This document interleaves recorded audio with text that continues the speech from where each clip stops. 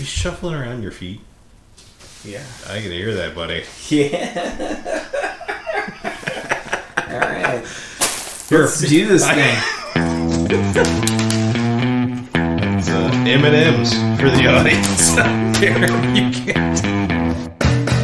Welcome to the Maintain Podcast. We've all started from the bottom and have gotten to the top of something, whether that's a new house, a new friend, a new job, or even a new life. Once you have it, you need to maintain it. Each episode, I'll be talking to someone I feel is an expert at maintaining something special in their life. I'm your host, Christopher Keeney, and I hope you'll join me to see how the people at the top stay at the top and learn how to maintain. Our first episode is with Adam Wilson. Listen as we discuss what we think are the secrets to maintaining a friendship for over 30 years. Make sure you stay with us to the end for a preview of our next episode.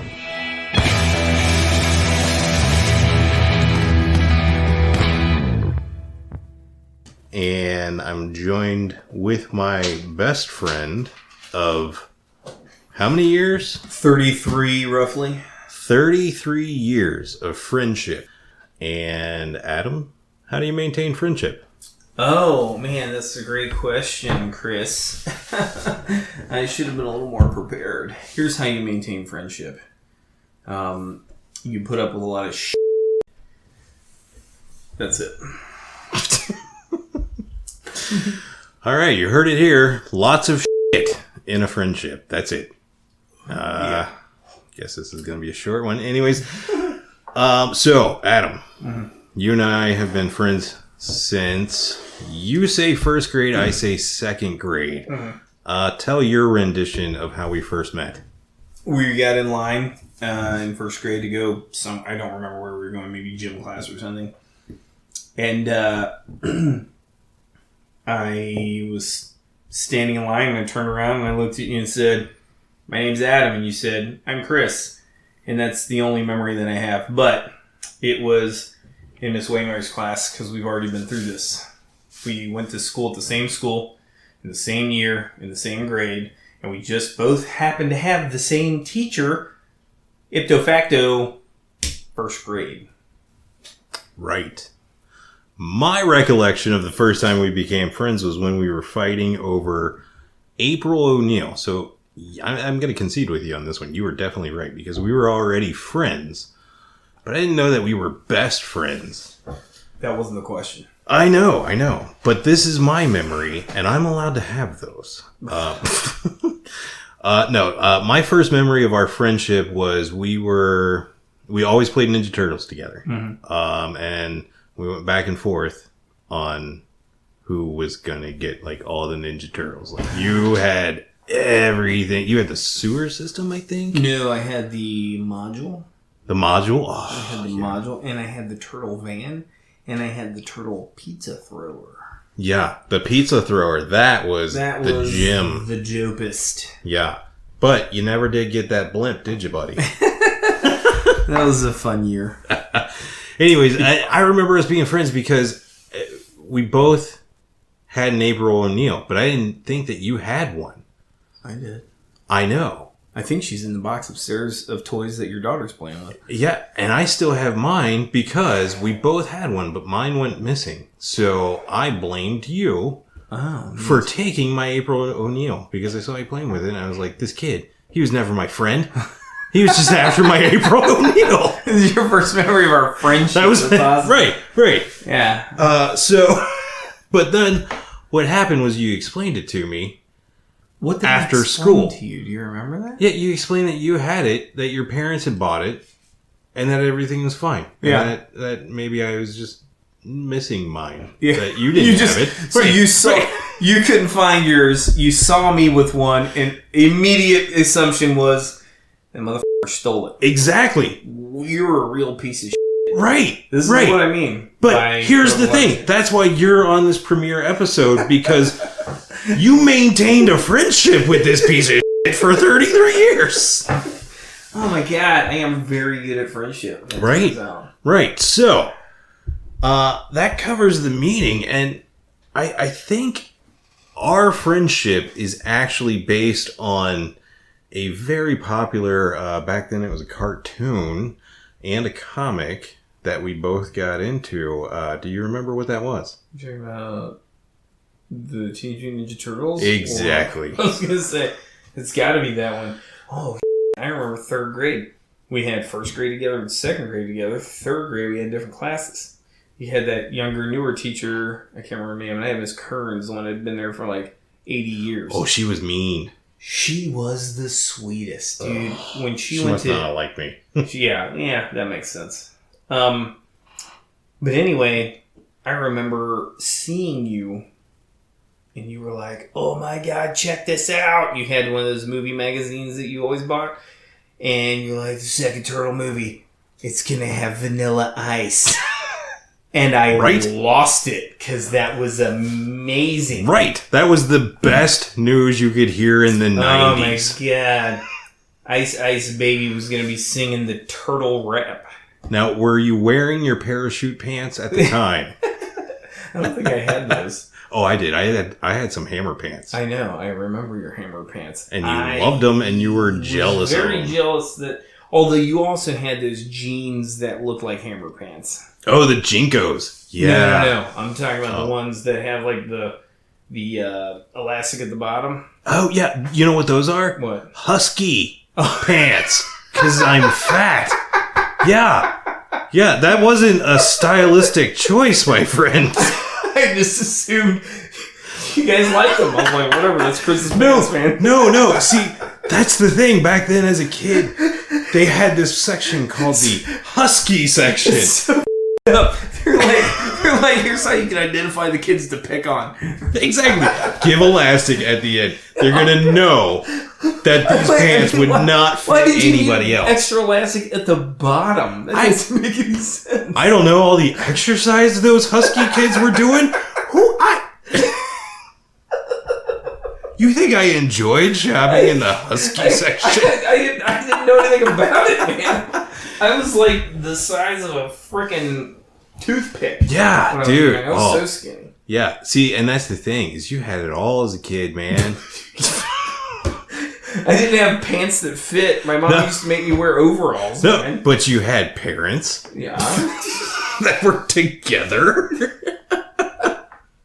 You had a huge house. It wasn't completely done yet, but it was on its way. Yeah, worked his ass off with that. Yeah, your dad was like building every step of the way. And I remember like how I knew we were really good friends was when I came over and I saw the finished stairwell. Mm-hmm. Because through our whole childhood growing up, when we were playing Nintendo and Teenage Mutant Ninja Turtles and all that stuff, your dad had the stairwells, and it was the, what do you call them, dowels? You're talking about the banister. Yeah, the banister. Yeah. And what do you call this thing? Like the... I don't know what you would call this. I always said spindle, but I don't even know if that's the right well, word. the little things that like stick up that hold the steps or the railing together. Yeah. Those were tied together with strings for like the first, I don't know how long. And then I remember like through our childhood, like all of a sudden, you know, like some stairs got in there. And then at the end, like your dad put in like a movie room with a hot tub. You're talking about downstairs. Yeah. Like, actually, he put in the TV room downstairs for us. Because the little room upstairs in the top floor, because it's like, 2-floor house, and then it had a Chief came in. Chief. And it had a basement. And he finished a small section. It was a TV room. Because when we were in the TV room upstairs, it was right above his bedroom. It was really loud. So then we built the apartment in the basement. And he already had plans for a hot tub room. So when Carrie got pregnant while we were seniors, he and I built the apartment for us to live in. So, yeah, it was like, it wasn't all at once. Kind of came together. And it was awesome. Yeah, and if anybody missed that, he said when he was a senior, and that doesn't mean like in college or an old man or anything. That means high school. So I remember this guy coming up to me and being like, dude, I got some news. And I'm like, yeah? I don't remember that conversation because I had it several times that year. Yeah. And you were like, I'm having a kid. And I was like, yo, that's funny, but I don't get it. Because you're always joking about everything. You're like, no, seriously. With Carrie. Yeah. And I'm like, yay? And you're like, yeah, yay, yeah. okay. We're going to celebrate this. Right. Yeah, that was a conscious choice too. That wasn't an accident, FYI. I don't know if I ever told you that. No, you didn't tell me that. Ooh. Yeah. See, this is the good stuff that we get into. Yeah. You won't be the first person to learn this either. Well, you're about to tell a whole bunch of people. Yeah, right. There's going to be like 3 who listen at least. And we'll already know all of them, so they should know most of these stories. So, yeah, Carrie and I had been dating for like a month, and I was like, I want to have a baby with you. And I have no idea why I said that. I didn't need to have a kid that young. I was very dumb. And she said, yeah, me too. And so she stopped taking birth control, and I got her pregnant. Nice. And then I never told anyone. Fast forward 6 years. When I was in Iraq, and I was relatively convinced for a while that I was going to get killed. And so I wrote a letter home to my parents telling them the truth. And then when I talked to them the next time on the phone, I was like, oh, did you get the letter? Blah, blah, blah. They're like, yeah, we don't care. It's fine. Because they were in love with Carter from day one, so yeah, they didn't. I mean, I'm sure they would have had a few choice words when it happened, but they were supportive. They would have been supportive either way. Yeah. Like, I mean, I know your dad, Tim. Like, he seems like a gruff kind of guy that you definitely don't want to mess with, but also the kind of guy that will take you under your wing. I mean, he was like another father to me growing up. Yeah, he's a big softy. He seems mean, but he's a inside. No. I'm not going to go that far. He's a softy man. Talking there. Oh, yeah. Oh, God. Okay, so anyways, so this podcast is about maintaining. What do you think you've done as far as maintaining this friendship? Because as good of friends as we are now, we weren't always good friends. Sure.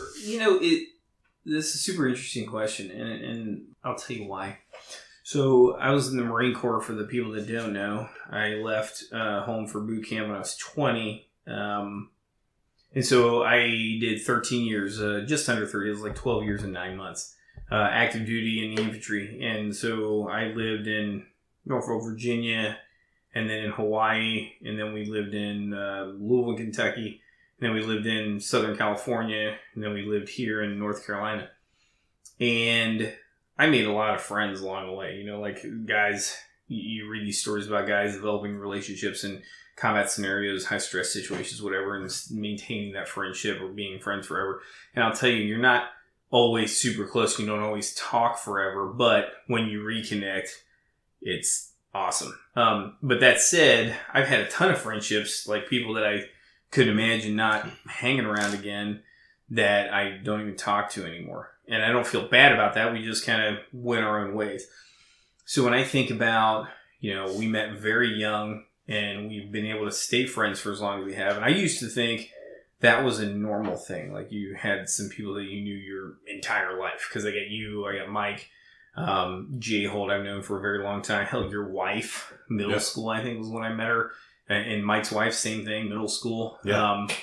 And then whenever I do go home, I see people, but it's not like I talk to everybody for a long time. And I didn't realize it was kind of rare to have friendships that last a super long time. Or at least, I think it's more rare to have friendships that last an extremely long amount of time like ours has, when half of the friend group is gone for a long time. Right. Because I've been gone for, it'll be 20 years in January that I moved away. Wow. That's a long time. I know, right? Jeez. Like, you don't think about it, but it's like, I've been gone 20 years. It took me, I think it was like last year and a half ago, something like that, when I was back home, and I was riding with my brother-in-law, and he was like, oh, we're going, he said where we were going. I was like, look, man, I don't know how to get there. Like, it was the first time I had to just admit, like, I've been gone for so long and things changed so much. I just don't know where the hell I'm going. You got to tell me, Yeah. I mean, I could probably get there. It won't be efficient. Right. And there's probably, it's been 20 years. There's new developments, hopefully, in Kentucky. Yeah. Dude, there's so much change. Like, that damn field next to the high school where Wendy's was, I mean, it was nothing. It was trees. I used to sit on Justin Smock's front porch. Yeah. And watch. He had watched that one stoplight that we had. Yeah. He watched it at night, and he knew where the signal was down the road that would trigger it to go green for people, because he was like, it's always green on 17 until someone shows up. And he knew the timing and everything. Wow. Like, that's how boring that place was. And literally now, a one stoplight town, right? yeah. It only had the one then, stoplight, and at night, you never stopped because it would change. Or there were times I'd pull up to it at night, and I'd be like, I don't even know why I'm stopping. Because no one's driving through here but me right now. Yeah. You know, it's one of those things. And now it's just super developed. Like that whole area. I go there and I get lost in Independence, Kentucky. Oh, yeah. Yeah, I mean, so they've grown a lot in Independence, but not too much, because we moved back to Independence because we were in Florence for a long time. Oh, yeah. You were right down the road from my mother-in-law for a while. Yeah, for a while, for a long time, and staying at my uncle's house after he passed, and then we moved. We were able to buy a nice house in Independence, and we were kind of iffy about it, but our family was there and everything. We could not be happier. We do anything we can to avoid going back to Florence, because Independence has enough growth so that everything's close, but not everybody's jerks.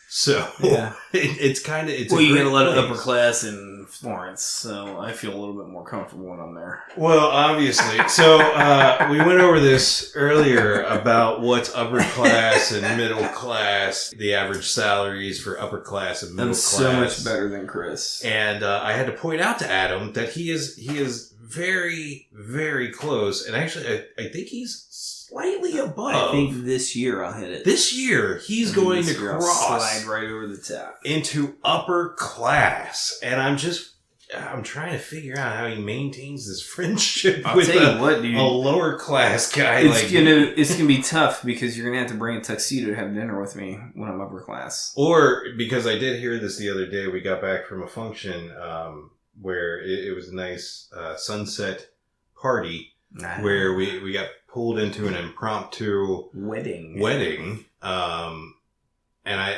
after this awesome, beautiful thing that he got to be a part in, he was wearing a tank top, and his comment was that next time he needs a tuxedo tank top so he can be more dressed up. Yeah. They have the tuxedo t-shirt. I need to find out if there's a tuxedo tank top. If there's not, I'll just buy a tuxedo tee and cut the sleeves off. That's right. Just spray paint it. Airbrush it. That's going to be your best bet. Oh, man. That would look good. All right. Now, some of our darker times, I remember being in middle school. I remember being in middle school as well. Yeah. I remember being a terrible friend to you. So, how'd you maintain our friendship after that? Okay, so I think there's I guess we should back up, from first grade through to middle school, we spent just tons of time together. Yeah. I think it was you and Jimmy Goins are the only two people I ever hung out with. And I hung out with you all the time. We were staying at your house or staying at mine, playing Ninja Turtles and all that kind of stuff. So middle school, we both were starting to branch out and meet other people and do our thing, but we were still buddies and hanging out. And even though you kind of got in this phase where, you were jumping on the bandwagon and making my life a little bit harder, you weren't as mean as other kids. I never really thought that.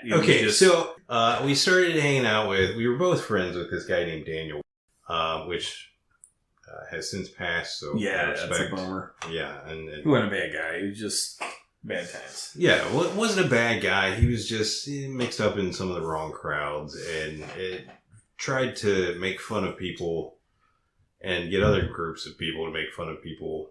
Yeah, because it was easier than, having a real friendship or whatever. Yeah, for sure. And so, for some reason, he decided that he wanted to hang out with me a little bit more. And remember, this was middle school, so I was like, 7th grade. Yeah, 7th grade, I believe. And so I started hanging out with this guy, and then he started kind of, I think, giving Adam the cold shoulder, maybe. Oh, no, he was actively trying to get me beat up. I had several kids come up to me. One really big, dumb kid came up to me at lunch. And, I'm a rather naturally gifted salesman. So I kept him from getting my ass beat this day. But he came up and he was like, "Hey, I heard you said I was too afraid to throw a punch." And I was like, "What's your name?" And he told me his name. I was like, "Dude, I don't even know your name. Did Daniel tell you this?" And he was like, "Yeah." I was like, "Dude, he's just trying to get me beat up." You know what? He did the same thing to me. Yeah. And that kid turned around and walked. He listened. He was like, "Oh, okay." And he walked away. Like, no harm, no foul. But, so he was just trying to make my life harder because, he and I had gotten in some trouble. And my dad felt like he was a bad influence on me. And so... Your dad was right. Yeah. Well, here's why I fucked up, is I told him that. I was like, my dad thinks you're a bad influence, so I can't hang out with you anymore. Like, I wasn't mad at him. I still wanted to hang out. My dad said I couldn't, so I couldn't, right? Like, right. But he took that very deeply personal and gave me a hard time. Like, he took that so personally that when I saw him at NKU and at North Kentucky University in college years later, and I talked to him, and I was like, "Yeah, man, we should hang out again, whatever, this and that." He's like, "Yeah, you tell your dad that I wasn't the bad influence." Like, it really hurt him. And I didn't, if I'd have known that at the time, but we were kids. And you don't know. So, yeah, and I told him that, too, when we talked that day. I was like, "I know, man. That's whatever." Yeah, and we were kids, and I do feel bad for the guy, because I do remember, he was a good guy, and we would have all these talks at night. And he had goodness to him, but I don't know that the opportunity was really there all the time. Some kids go through a hit phase. Maybe we just caught him in the middle of that. Yeah. Either way, it's not a knock on his personality. He right. just liked getting people to do stuff. Yeah. And that was it. And he really wanted me to, so I would start making fun of people, and that's how I would get in his good graces. Mm-hmm. He really enjoyed that for some reason. Yeah. The starting the drama, all of that stuff. So I actually got so bad that when I would pass you in the hallway, I knew that it bothered you if I cleared my throat and threw my head to the side. Because that was when I had those weird tics. Yeah. So Adam had this a little bit of a weird tic, nothing bad or anything like that. But I decided that I was going to exploit that in Adam. And here's the thing: Adam wasn't the only one. I did this to so many kids. Yeah. In our middle school. Oh, you were a full-on bully. Nobody. I was a full-on. Here's the thing. I was a fat kid who was tired of getting picked on and saw my way to get back at everybody. And Daniel was just there, and he Did I ever make fun of you? I don't think I ever did. I don't think so. You make fun of me all the time. But but not for your weight. Yeah. It's for your personality and overall and who you are. Right. Yeah. Just all of the things that rock me to a core, but not my weight. Not your weight, yeah. But that's the thing, is I did that to so many people. I tried to, I'm good at reading people.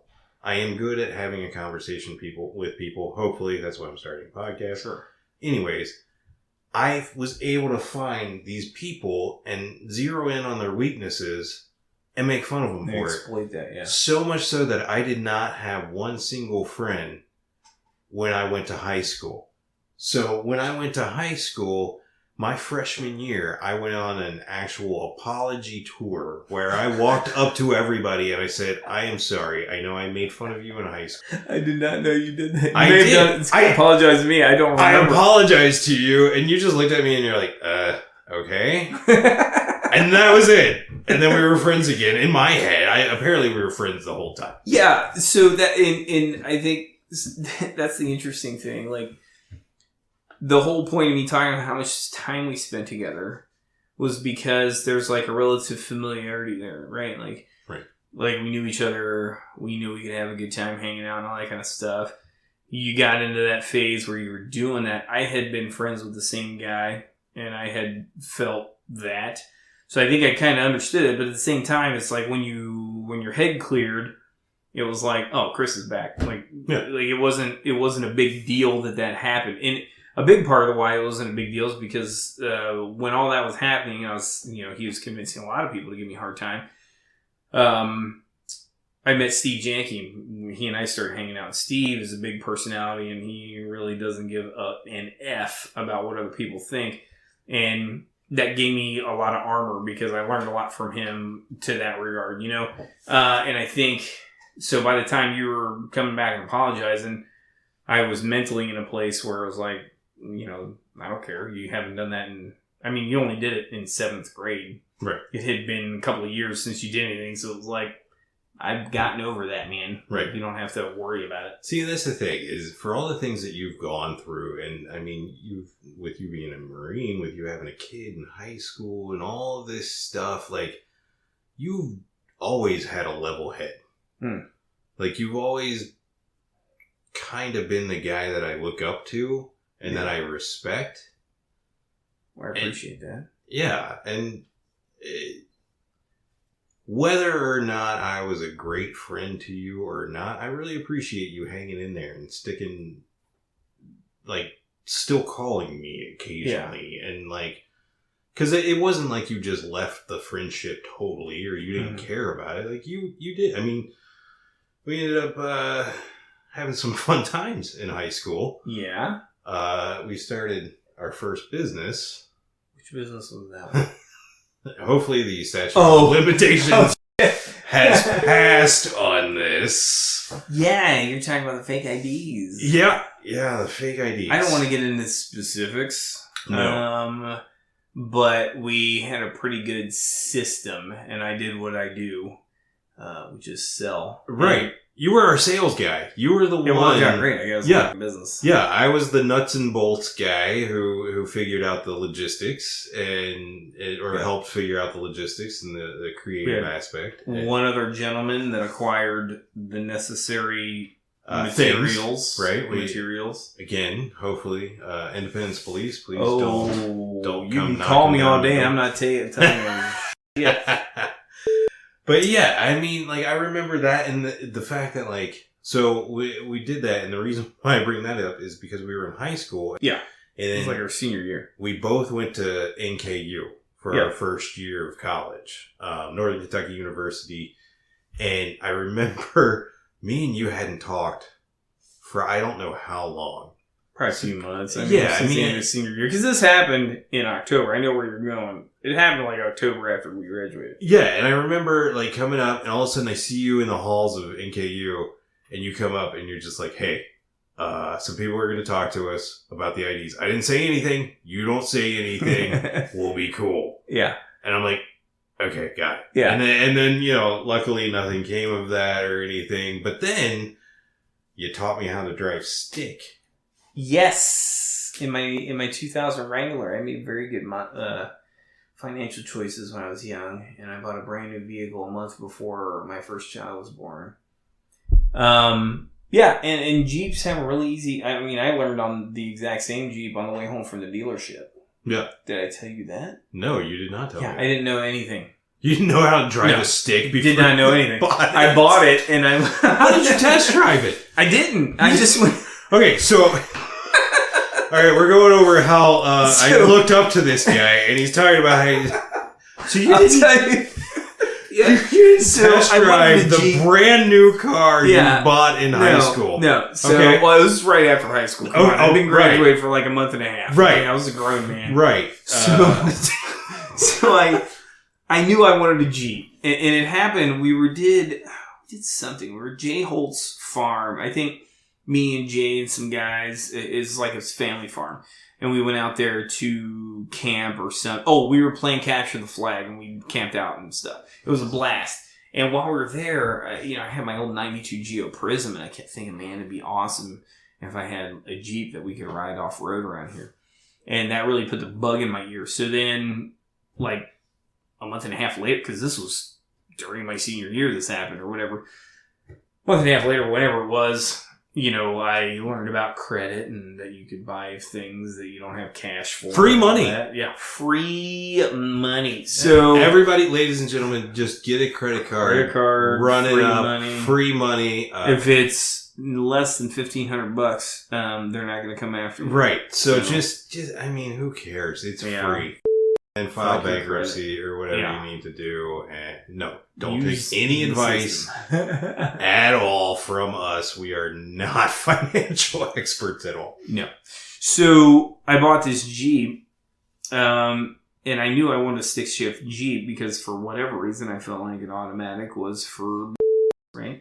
Agreed. So my mom had to go with me to sign over the car because she technically owned the car. You can't say that people who drive automatic Jeeps are and then follow that with, and then my mom took me to the dealership. She didn't take me. I drove. My bad. She met me there. So the car was mine. They bought me a car when I was 16. The car was mine, but they never transferred the title. Was that the Geo that we took to Florida? The 92 Geo Prism, yeah. The white exterior with the maroon velvet interior. Yeah, that was a classy machine. Okay, one quick story about that. We decided on an impromptu spring break trip to Florida. That was our senior year. Yeah, on our senior year. And so Adam picks me up in this 92 Geo Prism. And we start driving to Florida. Drove all night. Yeah, drove all night, which is a, 15-hour drive? Yeah, it was not short. Yeah, not short at all. So he starts getting tired and he looks over to me and he's like, all right, you can you drive for me? I need to sleep and, we can keep on going. I'm like, yeah, sure. We drove through a big rainstorm? Yeah. And I'm like, yeah, sure, Adam, that's fine. I can drive. You can get some sleep. And he's like, all right, this car, you gotta be real easy with it. Don't take it over 65 miles an hour. Yeah, because it starts shaking. Real bad. And we had to keep refilling the radiator. But here's the thing. You fell asleep. Yeah. I got that car up to about 90 miles an hour. I remember you going, once you hit 80, it levels back out. We made it to Florida in no time flat, man. It was great. So anyways, back to the Jeep. Okay, so the Jeep, so I went there, Mom showed up to sign over the other car. The guy who sold it to me, do you remember Preston Creed? Yeah. Yeah, so it was his dad. His dad was car salesman. So I went and I saw him. He gave me, from what I remember, a pretty good deal on it. And he took my car in trade, and I had some cash to put down. And so, I buy it, take pictures, all this stuff, and then I opened it up and was like, all right, man, how's it work? So you had signed all the paperwork. Oh, it was done. It was happening, man. You were full on high school kid. I was month out of high school. Grown-ass high school graduate. Yeah. So making smart decisions. Exactly. So he gave me the gist of it, and I'd seen Days of Thunder, so I figured, why not? Right? So, ironically, watching Days of Thunder really did help me with shifting and stuff. How did Days of Thunder help you with shifting? Because they have a really good scene where they're showing the feet when he hits the clutch and gets back on the gas while he's shifting gears, and it goes from the feet to the gear to the feet. The double clutching? No, this single clutch. It's just it shows him. Okay. He hits the clutch, you see his hand jam it in another gear, and then it shows his foot hitting the gas and coming off the clutch. So, I really did learn some stuff from that show, or from that movie. Nice. And he told me, and I drove it home. My mom followed me in case something happened. I died 15 times, and right in the middle, where the industrial, where the in 25 cross. Yeah. Industrial 20. Died right in the middle of that intersection. Yeah. I had to restart. I couldn't do it. So I got home, and then I was I worked in a factory. I had to be at work every day, so I drove to work, and I got that. And then I would go to Steve Jenkins' neighborhood because he had a couple of hills, and I would, every day after work, I'd go park on a hill and practice, and I sucked. I was so bad. So I went, one day I took the doors off because that's what you do. My dad, I was driving in the backyard. I was, parking on the hill trying to take off, and my dad was like, get out of the way. And he opted in. He was like, watch my feet, because with the door off, I could see everything. And he did it once. He did the Days of Thunder move. Yeah, exactly. Yeah. He Days of Thunder that up the hill, and I was like, I got it. And from then on, I've never had a problem driving stick. Yeah, well, I remember you because I was staying on campus at the time at NKU, and you would come over and let me drive the Jeep. Around that parking lot. Yeah, around the parking lot and everything. And the funny thing, so I want to ask you one question, because you kept telling me about how you were terrible at learning how to do the stick shift and all of that. Did you replace the clutch before you sold it to me? I never replaced that clutch. Okay. So you deserved the clutch that you got. Years later, he actually sold me this Jeep, and it was my favorite vehicle I've ever owned. We had amazing times in this Jeep. And then you sold it. Then I sold it like a bitch, because I was thinking that I had to do the right thing for my family, because I was buying a hatchback with great gas mileage. Right? So that makes it okay, right? Not the way you drive it.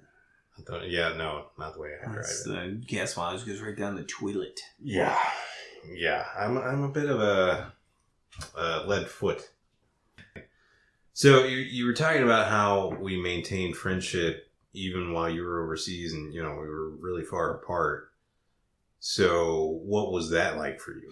Yeah, so I guess when we were talking about it earlier, I was mentioning like I made friends and don't talk to them anymore. Right. Since I've been in and out of the Marine Corps, and these guys that I went through some serious together, right? So I think the fact that we've stayed friends through all that has kind of is a testament to our desire to stay friends, because with these guys in the Marine Corps, some of them I'd rather stay friendly with than others, right? Like I have some guys that I talk to still, and others that I don't. And it's because why do you stay in contact with anybody? Because you want to, right? So I think we just got super lucky at a really young age to connect with somebody that really gets us. And we wanted to keep that level of connection. You know what I mean? Because like Mike Hurt, he and I stayed buddies. But he was in the Army, I was in the Marine Corps, so we had that in common. And then when he got out of the Army, I put him back in, put him in the Marine Corps. So we have this like military connection. Yeah. That's the only reason why I still talk to Jay, or have in the past like 20 years. See, and that's the weird thing to me, because like me and Mike were good friends too growing up. And I mean, all three of us. I remember like my mom's got a picture of all of us playing pool on a miniature pool table. Shirts off because we sexy. That's right. But like me and him, we kind of drifted apart, especially like high school. He kind of started going a different way, and then like I never really reconnected.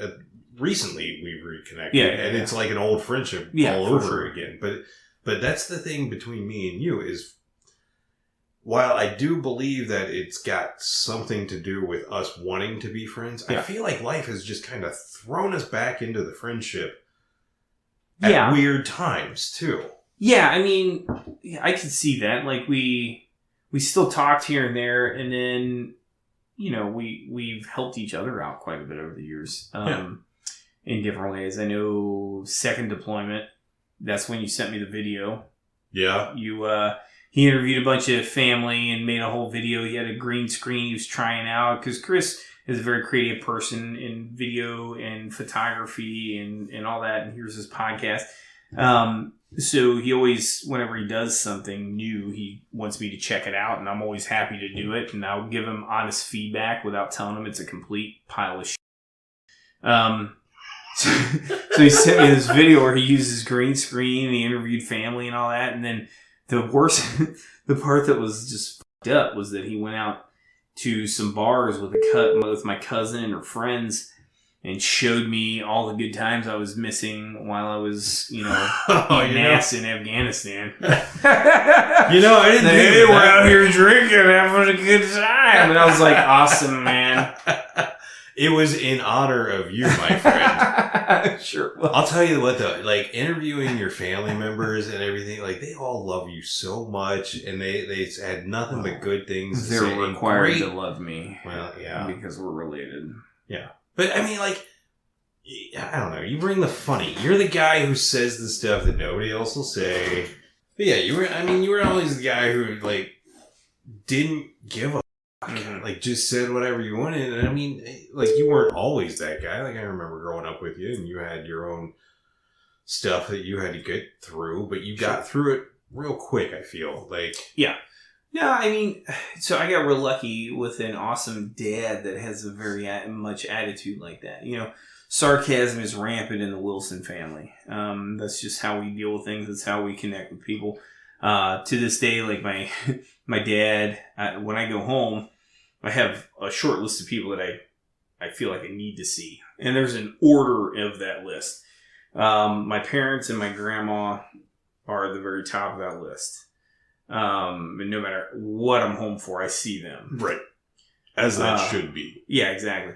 My sister and her family are right there as well, right?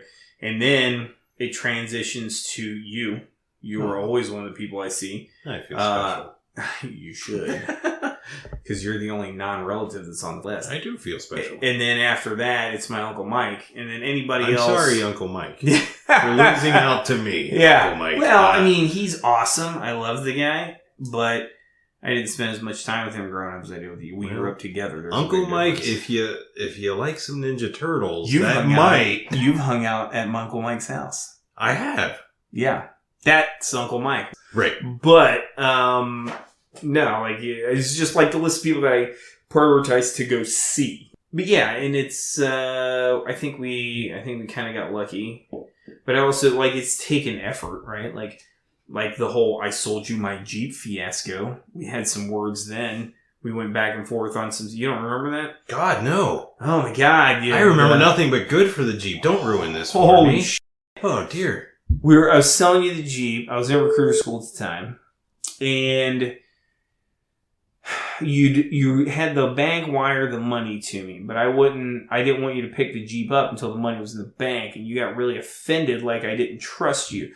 And I was listening to my dad, like, hey, this is how business is done. You make sure the money is there and then whatever. Because It's not like anybody was driving the Jeep. It was just sitting at Dad's house. Right. So once the money... Your mom got real mad at us, too. Once the money hit, you picked up the Jeep. Like, the next night, you were out with friends and you called me and it had broken down. Do you remember that? I do remember that. You were like, oh, I always get this and that. I was like, Chris, I don't know what's wrong, but I'll make it right. And you're like, okay. And then the next day, we had it towed to Arnie's or something, or Harvey's or something, and we figured out what was wrong. And the problem was the same price as the taxes, and I was like, I'll cover this, you cover the taxes, we'll call it a day. And you're like, okay. Yeah, okay. I do remember that now that you jog my memory. And see, here's the thing, is while you've got, your dad telling you, this is how business is done, I got my mom saying, this is how you get screwed over in life. I know, right? Like, so I remember we were out and I remember it breaking down and I knew nothing about cars. So all I thought was like, my God, everybody is against me. And And what's funny, but then again, you just swoop in and you're like, no, dude, it's fine. Yeah. Well, it was that's what I need sometimes. Yeah, I know, right? Like, and I don't know, I guess, like, it's so funny because I get so impatient with so many people. But for whatever reason, when it comes to you, and I think it has something to do with the longevity of our relationship, is when that happened, it wasn't like normally with most people around here, and I have a reputation of, if you really get under my skin, you're cut off. I'll never talk to you again. And it's not. I'm not mean about it. I'm not like, oh, fuck you. I don't tell you off. You stop hearing from me. Right. I stop accepting calls. If you're gonna be this way, then it's just not worth my time. Exactly. And that's one thing. Because sarcasm is how I connect to people. And Carrie's had several times where her friends have been like, I don't think Adam likes me, and she goes, well, he's talking to you. Yeah, but he's always making fun of me. She's like, no. He's talking to you. He likes you. If you didn't like it, you wouldn't hear anything. Yeah, I mean, you're close with Adam when he starts making fun of you. Like, then that's how I know you're comfortable enough with somebody. Yes. To, like, And I'm not malicious about it either. Right. Like the weight thing. I've never attacked your weight because I would never do that. And I'm not shallow like that with you. I only attack someone's weight if they cut me off. Yeah. While I'm driving. Then I attack every part of their soul. Well, yeah. But not to their face. I just scream it into my steering wheel and then move on with life. But, for you, it's like, I wasn't going to let something like a Jeep deal ruin a relationship like that. You know what I mean? Like, I remember earlier in the day, because your mom was telling you this, you were calling me going, hey, I think you called me at one point and you said, I think I'm just going to cancel the wire and not buy the Jeep. And do you remember that conversation? No. I do. I don't know why I remember. I just do. And my response was, and I said, dude, I think it's a great idea. I don't think this is a good idea. I don't think this is going to work. I don't want to lose a friendship over a Jeep. And it went silent for a couple seconds. And then you were like, all right, look, man, as soon as the one he hits, I'll pick the Jeep up. I was like, hey, whatever you want.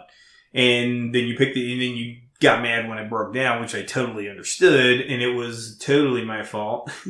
I had wired up some lights on it or something, and I left like a cut wire. It was drawn off the battery, so we replaced the battery, and it was fine. Yeah, I knew it was once everything got figured out, it was like a simple battery thing. Yeah, it was something dumb. I wasn't going to screw you over like that. But see, quite honestly, that's why I chose you to be the first person about maintaining, and because I feel like between the two of us, you're the one who's actually maintained this friendship. I feel like I've just enjoyed it and been happy to be part of it. That's awesome that you say that, and I appreciate that. But I mean, you put the effort out there as well.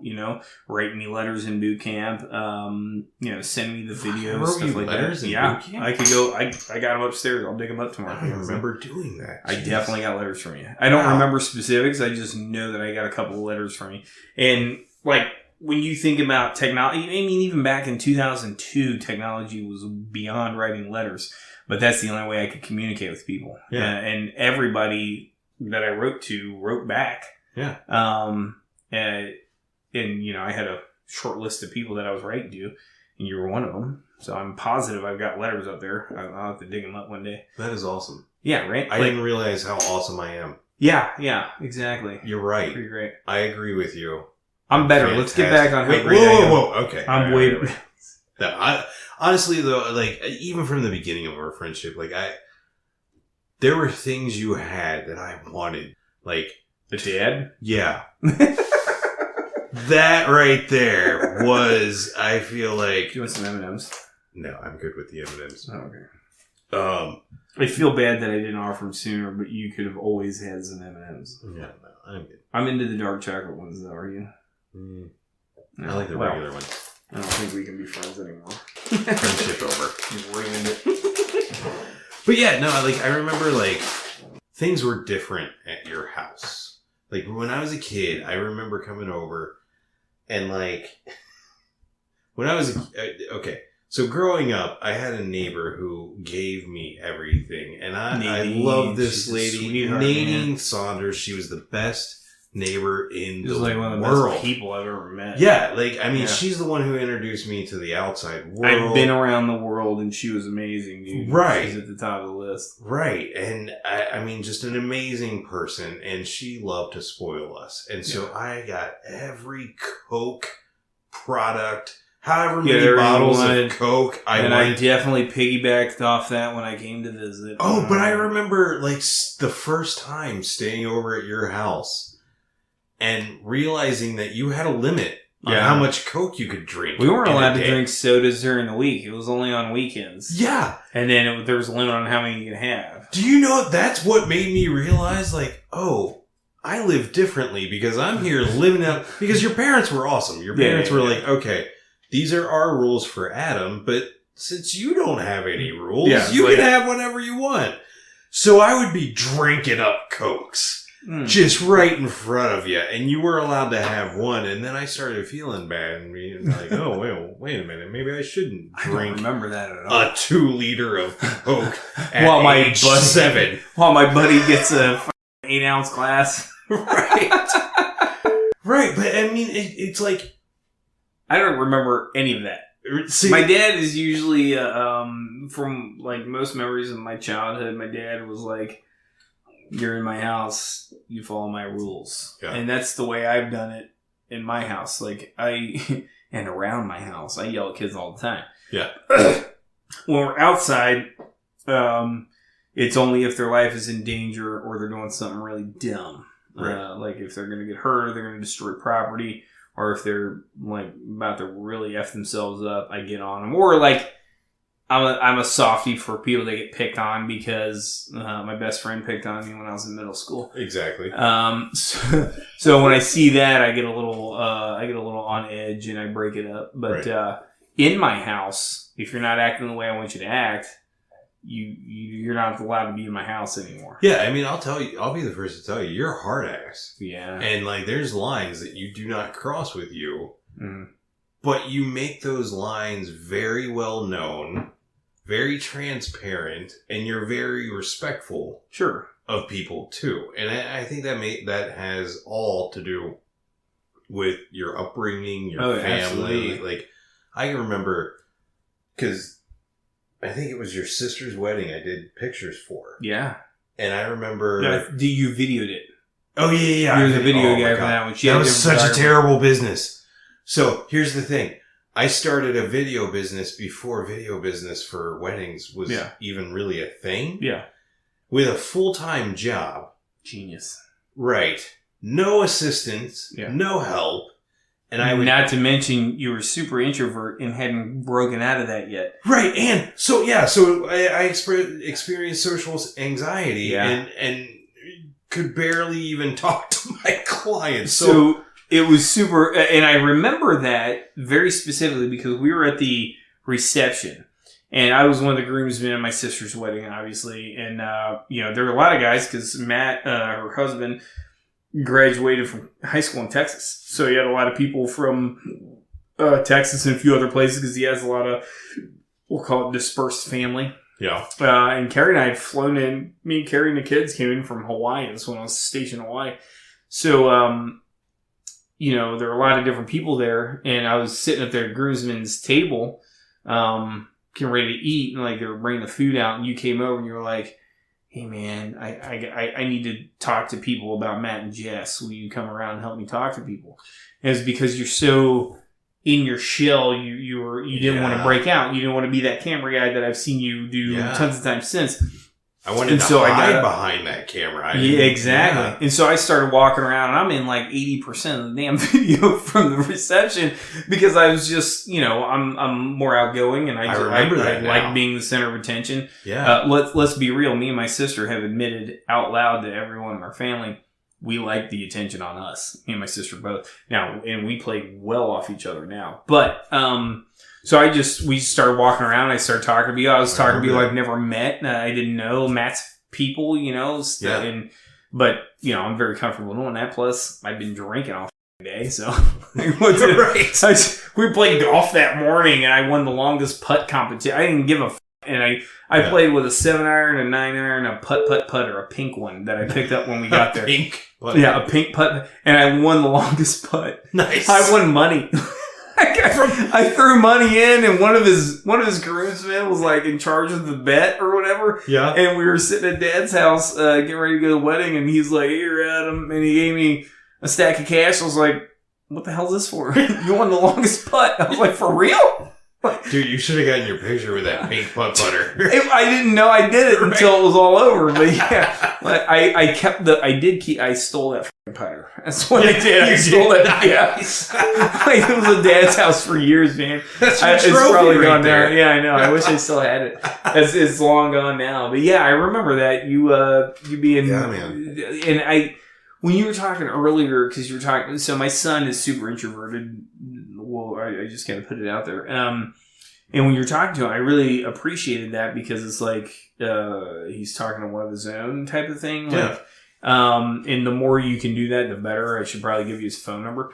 But listening to you talk about it, I was like, I never really thought about it like that because I've always filled the room myself. So I've never noticed that you were kind of in the corner, because I'm just, this is Chris, and I pull you into everything. Right. So I don't think about that enough with people when I'm doing it. I act like myself. And what's really funny is traditionally I hang out with a lot of people that are more quiet and introverted. Like my buddy Keith that lives in Texas, he says 3 words to you. But we're really good friends. My buddy David Terrier that I hung out with a ton in, stationed in Hawaii. He'll call me like, "Hey man, how you doing?" This and that. And then he gets quiet and I just fill the void. My buddy Ryan the Lion, he's the same way. Like April Harris, she was always super quiet. We were real close. I remember her. So like, I've always kind of been friends with people that were quieter. And I think it's like a complimentary thing. It's like, you're quieter. You don't want to be the center of attention. I love it. So I'm going to sit there and yap away. The yin to your yang. Exactly. Right. I'm going to be content being the person that's out there, and you're going to be content being the person that's kind of in the shadows listening or whatever. Right. And it has nothing to do with wanting recognition. I just like it. I just like the way it feels. I love being in front of people. Here's the thing, though. You've always been able to just be yourself and not really care about what other people were thinking. Oh, let me tell you about that. Yeah. That's my dad 100%. Yeah. My dad, when I was young, he told me, you don't have anything to worry about but yourself. He said, you don't worry about what other people think or say. You don't have a family to worry about. It's 100% you right now. And he told me that. He told me that a bunch of times, but he told me, I remember in the 8th grade. It was the 8th grade. 7th or 8th grade, we went on a camping trip with him and one of his high school buddies. Yeah. And a few other people. I can't remember who they all were. And his high school buddy had a kid about my age and stuff. And we were camping and we were doing some rock climbing and stuff. My dad, he was like, yeah, I got a little skid. We were in Red River Gorge, rock climbing. Yeah. Went up church house or church something rock. Anyway, my dad was like, yeah, I hesitated more because I got you and your sister and your mom that I got to worry about. You don't have to worry about anybody. There's nobody waiting for you at home that relies on you.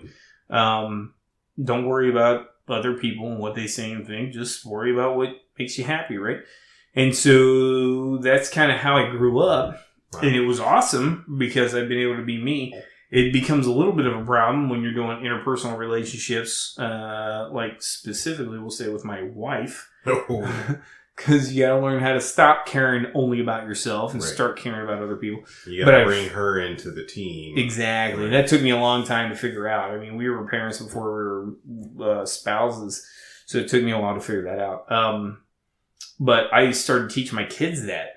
And Carter is quiet, but he stands up for whatever he believes. Like, the harder you push him, the harder he pushes back when it's something he's uncomfortable with. Right.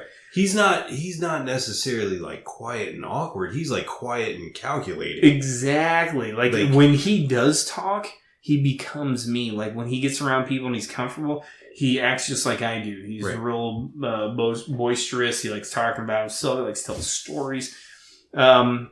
It's just getting him to that level of comfort that is the challenge. But see, here's the thing. But he's not a pushover. He can't be influenced to do something he doesn't want to do. Right, but like, see, that's how I am, and that's why I feel like I find I kind of identify with Carter and everything. For sure. Because like when I enter a room, I have to scope it out first. Mm-hmm. I have to get the layout, how many people are in there, what's going on, and it's almost like I need like 15 minutes of silence.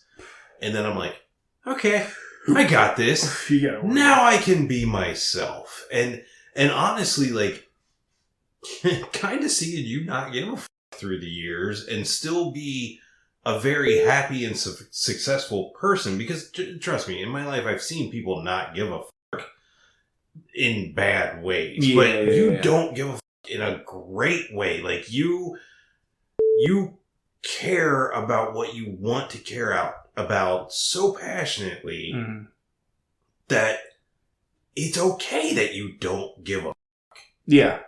Yeah, I see. It's not like you want bad things. So you want everybody to succeed. So it's like, who cares what I do if I want everybody to succeed? Right. Yeah, like it's kind of like when I was telling you I have a very good reputation in this area that I live in as someone you can rely on. Right. When my friends call me, and part of it's my job. I'm super lucky to work from home. I make good money sitting on my ass in this room.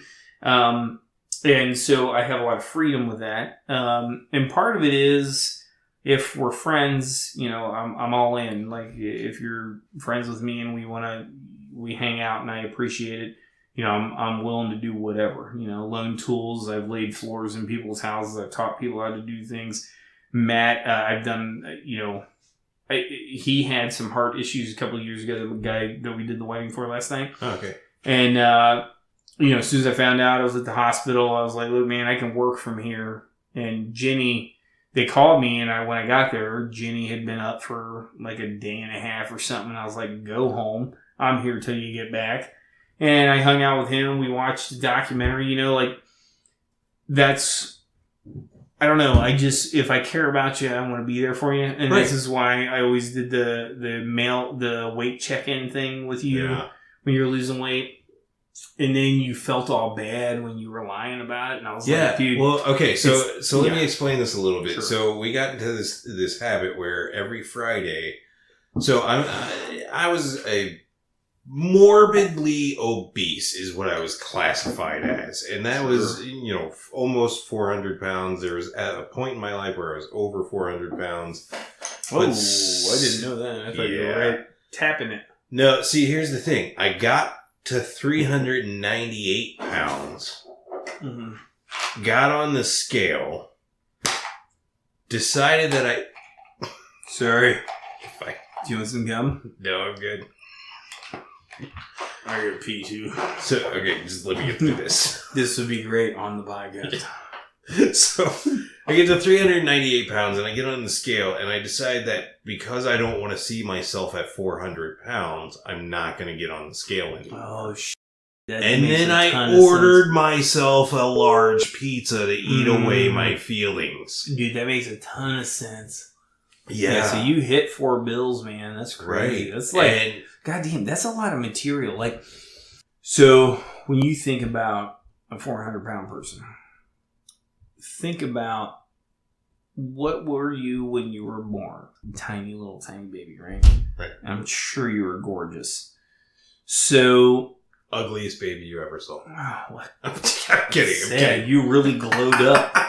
Okay, so there was this tiny 6-7 ounce baby, and then at some point in your life, you hit 400 pounds. Yeah, like, that's a lot of material. Yeah, and we have one purpose is to reproduce, but in order to do that, you got to stay alive long enough to do it, right? So you insert and you exit. You take in food and you leave what is unneeded, right? So when you think about how much food it takes to turn a tiny baby into an adult, that's like a crazy, insane amount because you're burning energy all the time. Great, by the way. I know. I don't mean to make you feel bad, but I'm just like... No, please keep going. I'm just thinking in numbers, right? Yeah. And I realize I haven't said a lot of numbers, but the idea is there. So you think about those numbers, and it's like, okay, so it takes tons of calories, tons of food to get a person from a baby to a full-grown human that's no longer growing. Yeah. Then you think about how much it takes to get a regular person, to 400 freaking pounds. Yeah. It's a lot of material. Yeah. That's going in and not coming back out. It's crazy to think about how you can do that. But then when you're in a situation where you're gaining weight, and I've been there, like my biggest was 240. I like to pretend it was muscle because I was juicing it at the time, but there was a ton of fat too, right? Yeah. But the point is, like, I was a skinny kid, and my whole time in the Marine Corps, I averaged 185 pounds, and all of a sudden I was 240.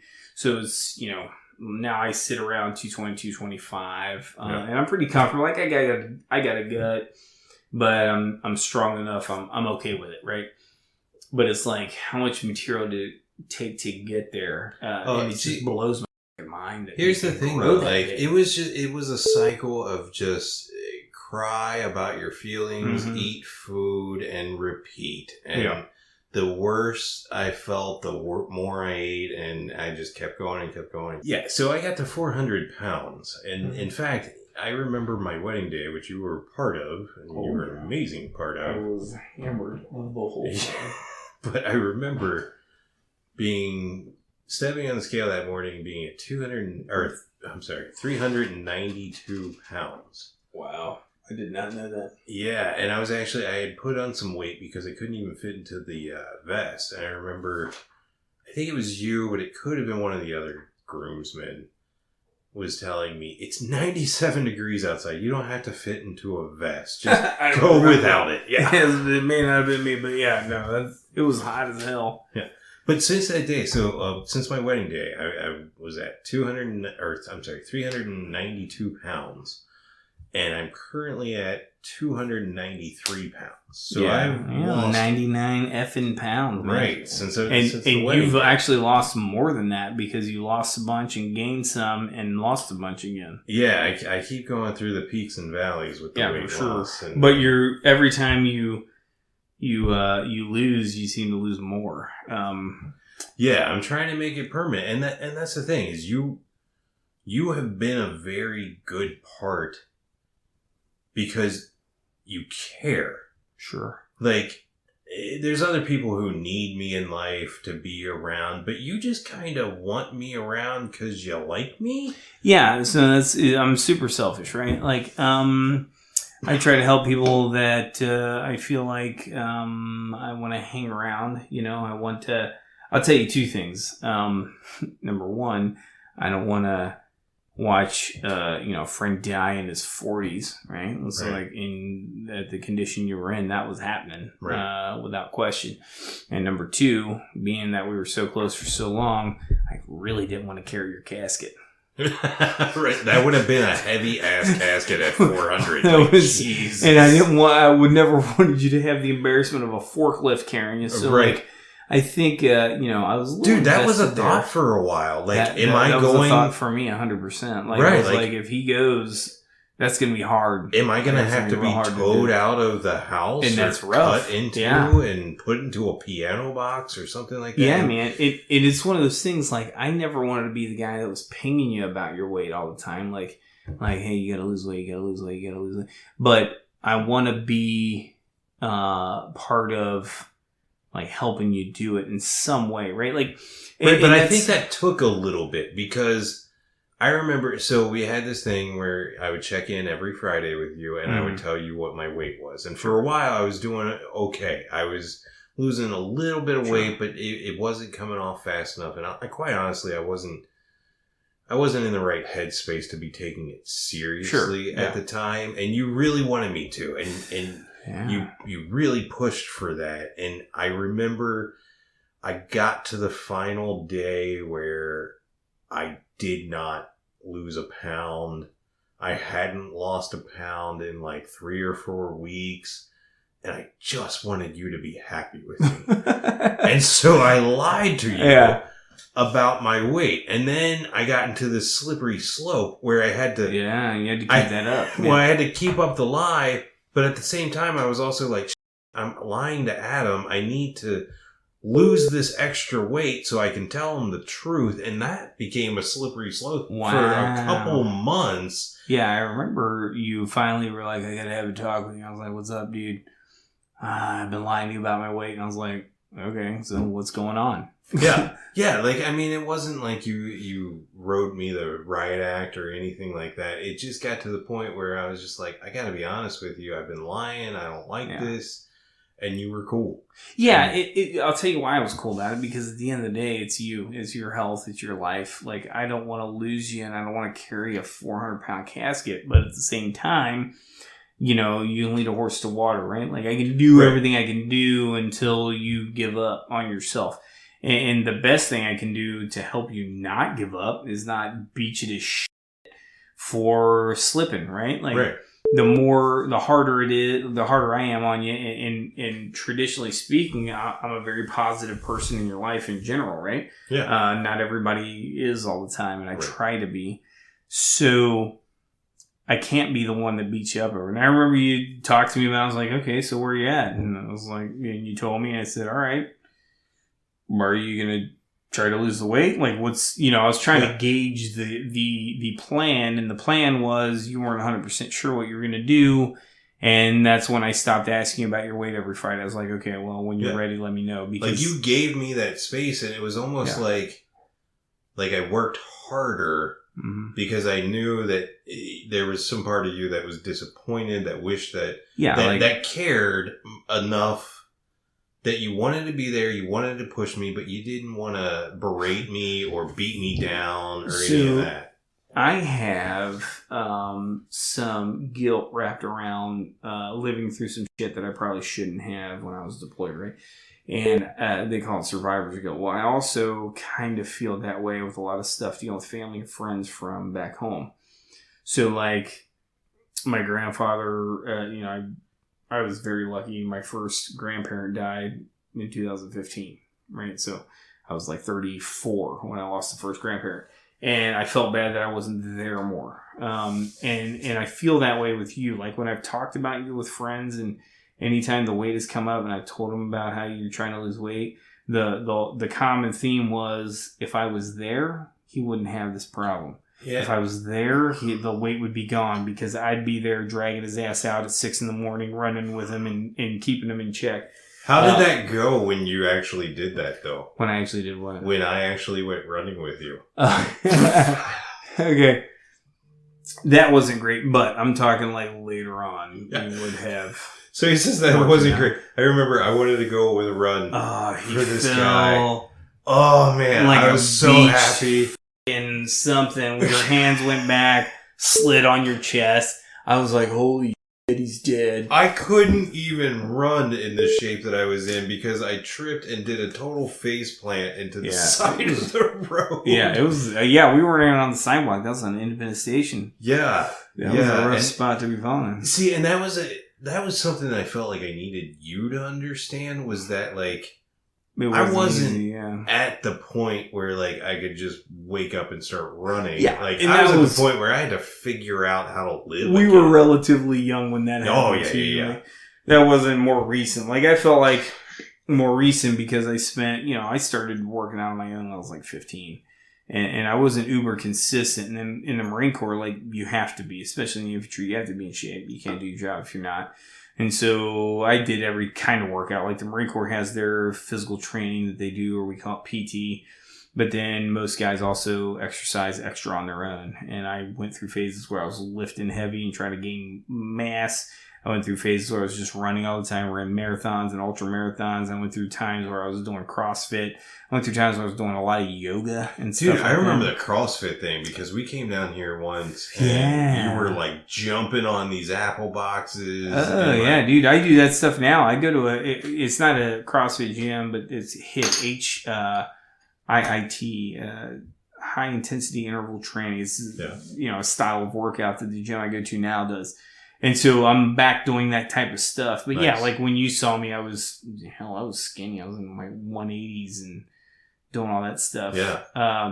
But I've done all that different kind of workout. And I always felt like if I came back home and we were around each other, I'm more active. I could have convinced you, because I'm good at selling, I could convince you to join a gym with me or something and help you lose the weight. And I always kind of felt bad that I couldn't. So I did what I could, checking with you on your weights and encouraging you when you, like, to this day, you send me pictures of the scale or tell me what you're weighing.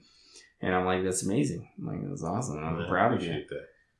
Because I'd really rather not carry you in a casket. You're super skinny. Yeah, no, I don't really want to be in a casket. Exactly. That's the other side of it. That big. I want to... I don't want you to be in a casket at all. Yeah. When I'm dead, I want them to easily carry me off. And actually, you're not going to have to worry about that. Yeah, I'm getting cremated. I'm getting those ashes put into some sort of firework and that's a good idea. Actually, half of those ashes are going into fireworks. The other half of the ashes are going to Santa Monica Pier. Nice. Somebody's got to take a trip to California. Yeah. All right, fine, I'll do it. I told Carrie, my wife, I was like, cremate me and then throw my ashes in the trash. I don't care after that. Like, just I don't want to live on a friggin' shelf somewhere. You're not allowed to keep my ashes in an urn on a shelf. You have to dump them. I don't care where you dump them. Dump them wherever you want. See, you got to pick a place. No, it's wherever she wants, because what do I care when I'm dead? Well, yeah, it's wherever she wants to go to feel like she's near me. That's where she'll dump me out. Okay. And I'm okay with that. Like, and if she's gone, then it's Carter's choice or whomever That makes sense. It's their choice. Yeah. Like, they can do whatever they want. You cannot keep me. That'll be in my. I need to update my will, but that's going to be my will. You cannot keep my remains. You got to get rid of them. Yeah, that's. I don't know what to say to that. Well, this is one of those things. I think a lot of good real estate's taken up by graveyards and stuff. And dude, I completely agree with you there. Like, I think when you're gone, you're gone. Like, yeah. What there was, dude, I don't care what Viking way. Burn ya. Yeah, dude. Ship Viking out to sea. Viking funeral me. I don't care. Yeah, dude. I mean, honestly. Throw me in the Ohio You're River. You're pretty close to a Viking, so I think a Viking funeral might be pretty. Throw me on a couple of tires in the Ohio River, cover me in diesel, and watch me slow burn down the river. Now, we're not going to get the EPA called on us for your funeral. Like, if anything, it's just regular wood out to the ocean in North Carolina, since that's where you're residing now. Sure. In the future, I don't care where my remains end up, as long as nobody hangs on to them. Well, yeah. No, I get that. I would like mine in, a couple of special places. Sure, yeah. Everybody's different. Like, I'm just saying what I'm not saying any other idea is bad. It's just my opinion. Yeah, I never did understand, like, that whole thing of being buried 6 feet under and getting slowly eaten after time. I'll tell you, like... And just, you talked about me using a lot of material getting to 400 pounds. I don't want to waste more space. Dude, right? Like... Do you know how skinny I'll be when I'm just ashes? Dude, so what's funny about it, is, like, when you think about being buried, they don't bury you like they used to. From what I recall from history class or documentaries or whatever, embalming didn't really come around until Lincoln died and they wanted to show his body off all over America. Yeah. So before that, it was natural. Yeah, right. It was natural burial, and the body broke down and became part of the earth. You're throwing in a box probably, but even then, the box breaks. You know what I mean? Right. Like you become a part of the circle of life. Well, now they're putting you in vaults in these big caskets, and it's like, what are you contributing?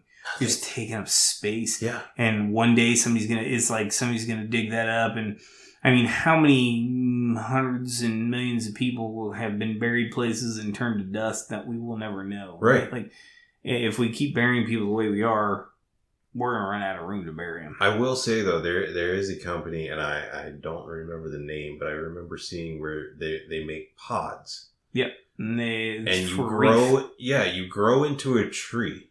Oh. So I've seen that too. I've seen some where they mix you with your ashes and some special concrete, and they make these little domes that they dump in the ocean to help coral reefs grow. So they stack them up in the ocean, and the reef grows on it, which is pretty cool. I do feel like we've reached a day and age where there's so many more things possible. For sure. And so many more ways to deal with things. Dude, absolutely. And you know who else has said that?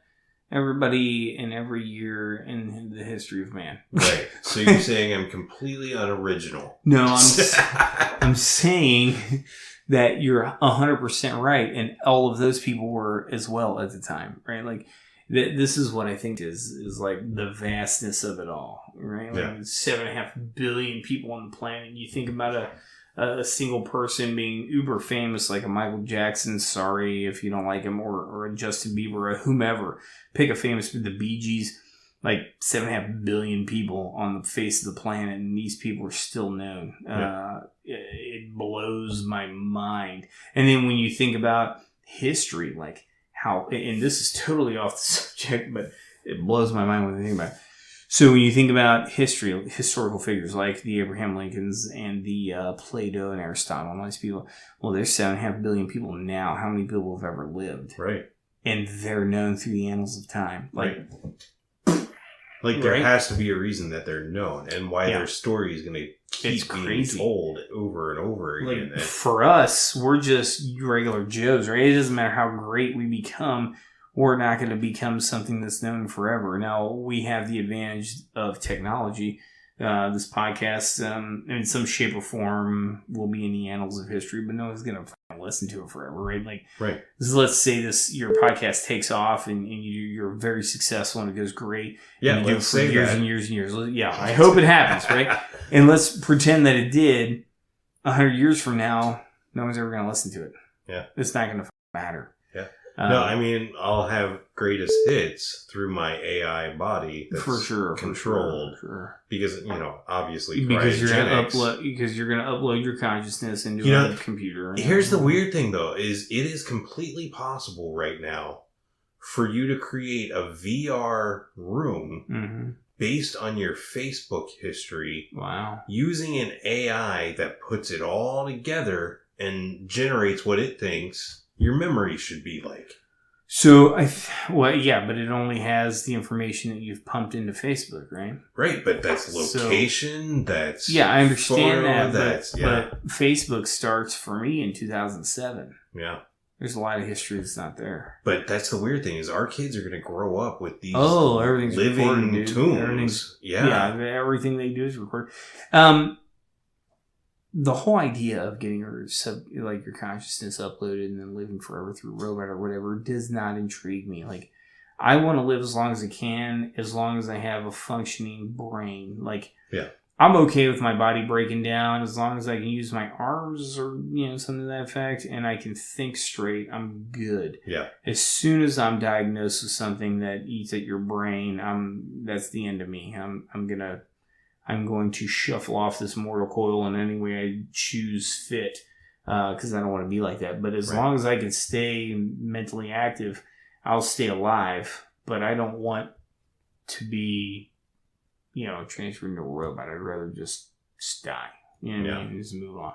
Yeah. No, see, and that's the thing is death is a period to a sentence, and the sentence is what's important, not the period. So, yeah, for sure. It's so just do what you can while you're there, and then move on. Yeah, and you say legacy, and I think you reach a certain age where you stop thinking about self and start thinking about legacy. Yeah. Where what are you going to be leaving behind? Not necessarily for fortune or fame, but mostly for your family, for your friends. Like, you just want to leave a good mark on this earth and have somebody know about it. Sure, yeah. Like, I've gotten over the idea that I'll be, famous and, well, not even famous, but like known for a long time. You know what I mean? Like famous in the way that like George Washington is famous or something like that. You still have time. Yeah, right.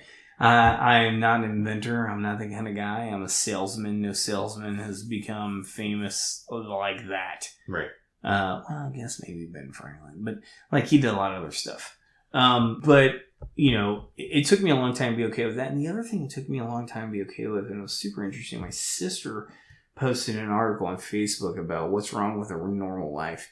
And I read this article. It was all about, I just want to, do what I like to do and raise my kids, and like, I'm okay with that. Yeah. And when I read that article, I was like, holy shit, this has some weight behind it. Like, why am I trying to, who was it? President Reagan said that people walk through their entire lives wondering if they've made a difference in the world. Marines don't have that problem.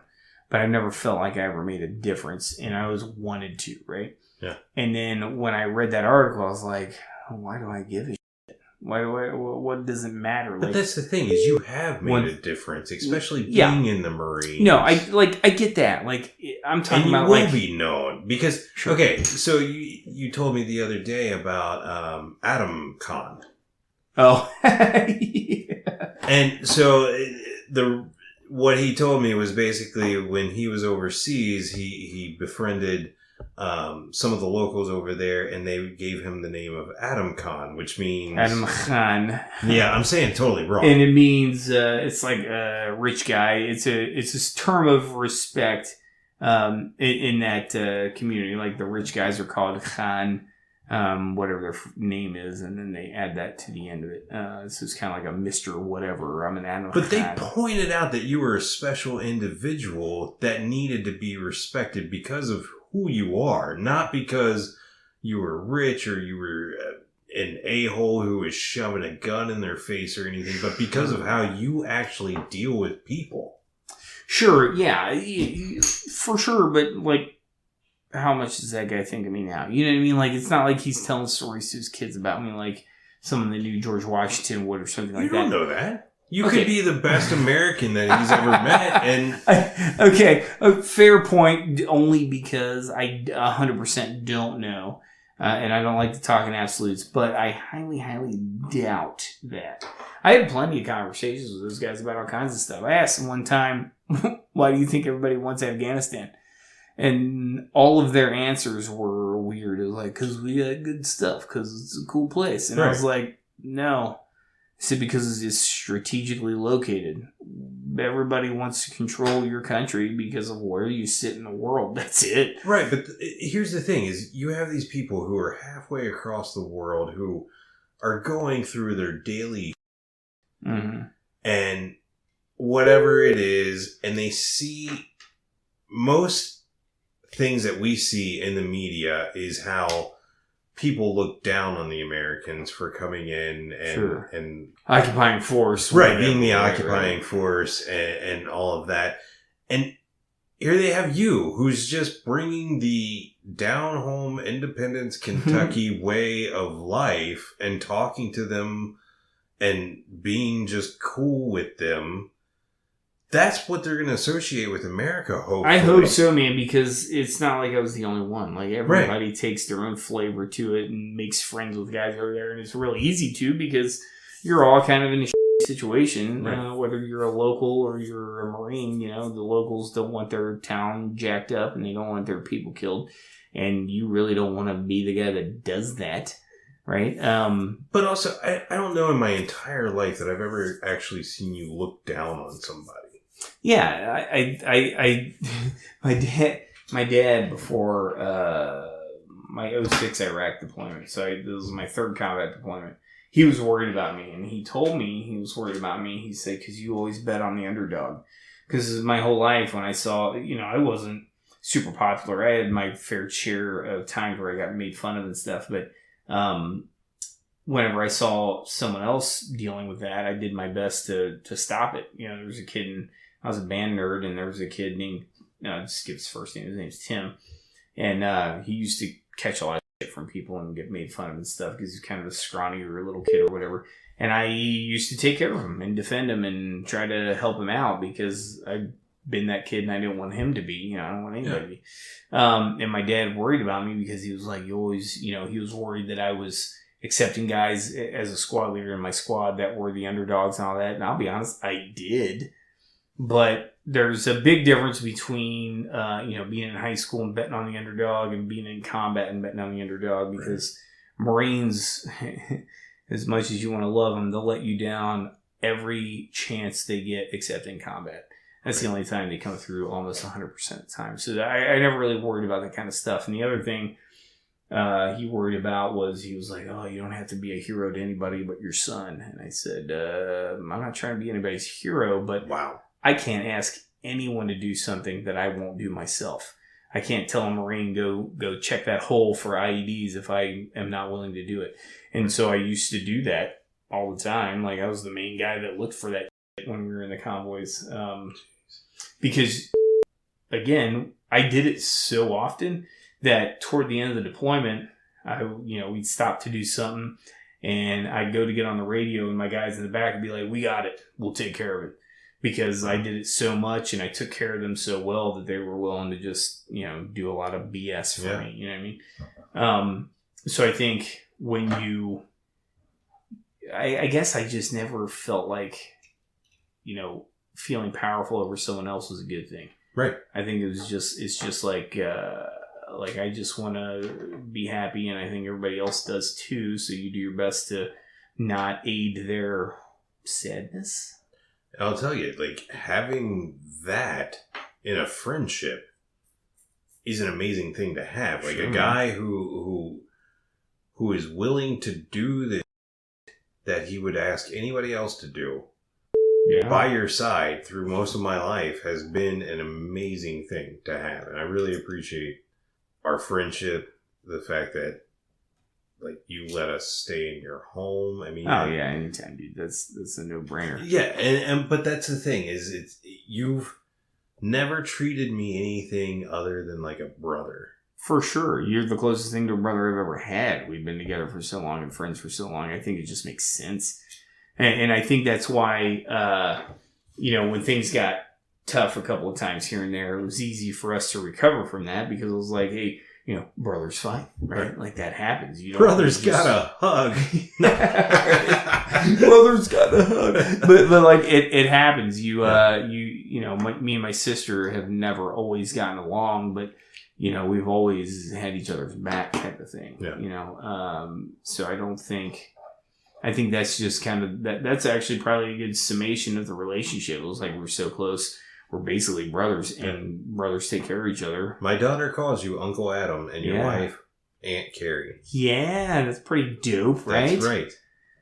Yeah, so she's adorbs too. You guys have made it to family status. You're never gonna be anything but. Well, there it is. And I really appreciate you coming on this podcast. I really appreciate you being the first one too, so that I could kind of get used to be the first one, and I hope it comes out good, man. I mean, even if this one. Because the first one also has that like potential of it's probably not going to get as listened to as the following ones, but I like that I'm the one that kind of helps you get to that, you know, and I hope it takes off. Well, hey, I think you're an interesting guy, and I think a lot of people are going to like hearing you talk and like your ability to maintain this friendship. I would like to think I am a part of it. And helped as well, but I would say that the lion's share of this friendship has been on your back because you brought me back from a lot of dark places. A lot of times you've always been there for me. And I'll tell you what, man, anybody who treats a friend like you treat a friend will keep that friendship for all the rest of their life. For sure, man. Yeah. And I appreciate what you've given back, because it hasn't been one side this whole fucking time. You can't talk like that. Anytime I've needed you, you've been there. The times where I was in town for 2 days and I called you, you're like, I gotta work at 6. I'm on my way. And we do whatever, and you'd still take care of you were always you were always down to clown, man. And I appreciate that because not everybody was. And it was one of those things that's why you're, high on that list of people that I go see, because, you've earned that. Well, I was there. And I think that's the most important thing about being a friend is just being there for the other person. For sure, man. That's 90% of being a good person, just showing up. The rest of it kind of comes with being there, for sure. All right, man. I think that's a wrap. You made it to the end. Thank you very much for listening to this episode of the Maintain Podcast. This podcast was produced by Christopher Keeney Productions. If you have a story to tell, we want to help you tell it. Head over to ChristopherKeeney.com and click on Request Services and let us know what we can do to help you out. Our next episode is going to be Maintaining Sobriety with local comedian Jay Armstrong, who's been 16 years sober. It's causing negative consequences. And you manage to break that stranglehold that it has on you, whether it's with therapy, whether it's going to treatment. And like eating disorders, man, self-harm, man, there's so many terrible things that people can do to themselves compulsively without it being drugs or alcohol that are, it's just as important to celebrate those wins. Be sure to click subscribe to be notified when the next episode premieres. Thanks again for listening.